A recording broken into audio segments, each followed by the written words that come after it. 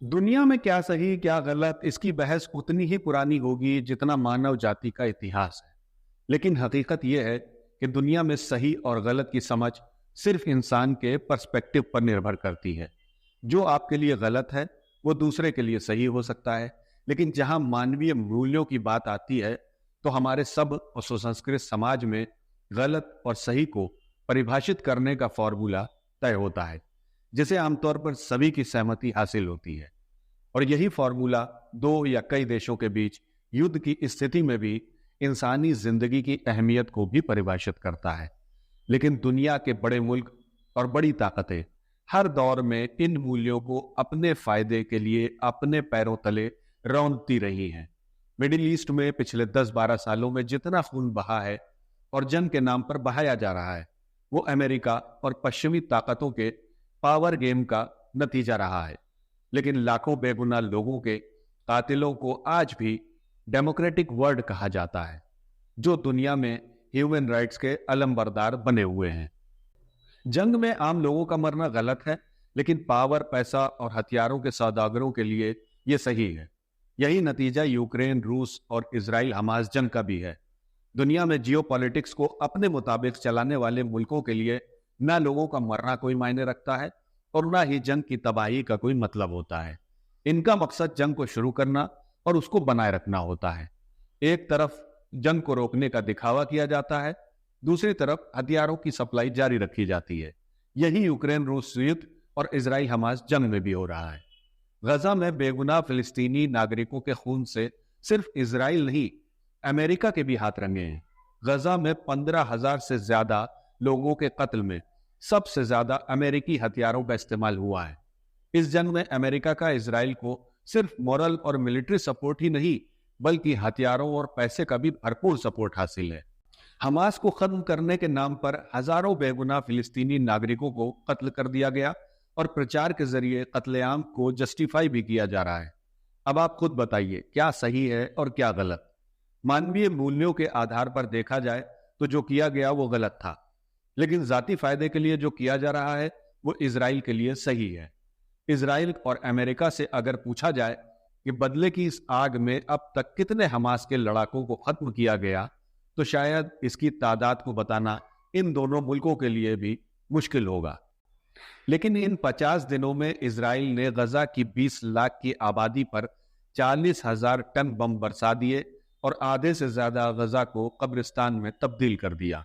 Hamas को सबक सिखाने के नाम पर उन हजारों बच्चों को भी मौत की नींद सुला दिया गया, जो अभी ठीक से जंग का मतलब भी नहीं समझ सके थे। 1 साल से कम उम्र के सैकड़ों बच्चे इस एक तरफा कार्रवाई में काल का ग्रास बन गए और आज भी दुनिया इस गलत और सही के खेमों में बटी हुई है। तो दोस्तों, सारा खेल पर्सपेक्टिव का है। जो आपके लिए गलत है वो दूसरे के लिए सही है। आज टेक्नोलॉजी, पैसा और हथियार के दम पर इन चंद मुल्कों ने दुनिया के कमजोर मुल्कों को अपना गुलाम बना रखा है और बाकी दुनिया के ज्यादातर ममालिक इनके उत्पादों की जरूरत की वजह से कारपोरेट के गुलाम बन चुके हैं। इजराइल हमास जंग में 57 इस्लामिक राष्ट्रों में से ज्यादातर फिलिस्तीनियों की जबानी हिमायत से ज्यादा और कुछ मदद नहीं कर सके और ना ही इजराइल के खिलाफ कोई सख्त कदम उठा सके। इसकी सबसे बड़ी वजह यही है कि इजराइल और अमेरिका जैसे मुल्कों ने इनकी कमजोर नस ऐसी दबा रखी है कि ये चाहकर भी कुछ नहीं कर सकते। आप इन ताकतवर मुल्कों की मक्कारी का अंदाजा इस बात से लगा सकते हैं कि एक तरफ फिलिस्तीनी नागरिकों के लिए अपना दर्द दिखाने वाला अमेरिका अब तक इजराइल को $3.8 बिलियन की आर्थिक मदद दे चुका है। अत्याधुनिक फाइटर जेट्स और उन्नत हथियारों की तो बात ही क्या पूछिए। दुनिया में जहां जहां जंग चल रही है वहां और जहां जंग के हालात बन सकते हैं, वहां भी हथियारों का कारोबार करने वाली दुनिया की 5 बड़ी कंपनियों में से 4 सिर्फ अमेरिका की हैं, जिनमें सबसे पहला नाम यूएसए की लॉकहीड मार्टिन का है। इनका काम है दुनिया के अलग अलग हिस्सों में टेंशन बनाए रखना, ताकि हथियारों का कारोबार बदस्तूर चलता रहे। हालांकि इसका खमियाजा इन देशों के नागरिकों को भी भुगतना पड़ता है। अमेरिका में इसी गन कल्चर की वजह से हर साल सैकड़ों लोग अपनी जान गंवा देते हैं, जिनमें बड़ी तादाद स्कूली बच्चों की होती है। लेकिन यह तादाद फिलिस्तीन में मारे जाने वाले बच्चों से काफी कम है और हथियारों में दिलचस्पी बनाए रखने के लिए इतनी कुर्बानी तो इन मौतों के सौदागर के सामने ना के बराबर है। वही वर्ल्ड ऑर्डर में टॉप पोजीशन बनाए रखने के लिए दुनिया के साधन संपन्न देशों में जंग का खौफ बनाए रखना भी जरूरी होता है और पड़ोसियों को एक दूसरे के खिलाफ इस्तेमाल करना भी जरूरी होता है। इसकी सबसे कुछ मिसालें हिंदुस्तान, पाकिस्तान, चीन, सऊदी अरब और ईरान हैं।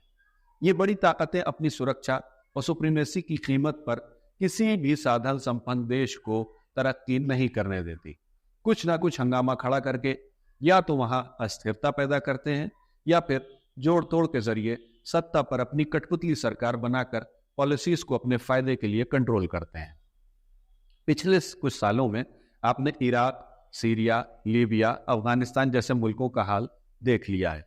लेकिन हकीकत तो ये है कि ये ना पहली बार है और ना आखिरी बार होगा।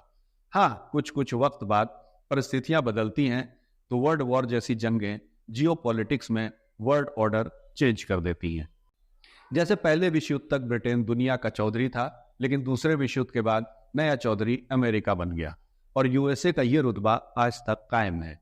लेकिन दुनिया भर में उभर रही रीजनल पावर्स ने अब बड़ी ताकतों को भी चैलेंज करना शुरू कर दिया है और इतिहास गवाह है कि जब जब इस तरह के हालात बने हैं तब तब एक बड़ी जंग अजीम की शुरुआत का माहौल तैयार हुआ है। दुनिया बारूद के ढेर पर बैठी है और इस बार आग लगी तो जंग के शुरुआती कुछ घंटों में ही करोड़ों जानें चली जाएंगी और मानवीय मूल्यों और सभ्य समाज के उसूलों को अलग अलग नजरिए से हम देखते रह जाएंगे। दोस्तों, आपको ये जानकारी अच्छी लगी हो तो इसे लाइक और शेयर करिएगा और चैनल पर नए हैं तो इसे सब्सक्राइब कर लीजिएगा। शुक्रिया।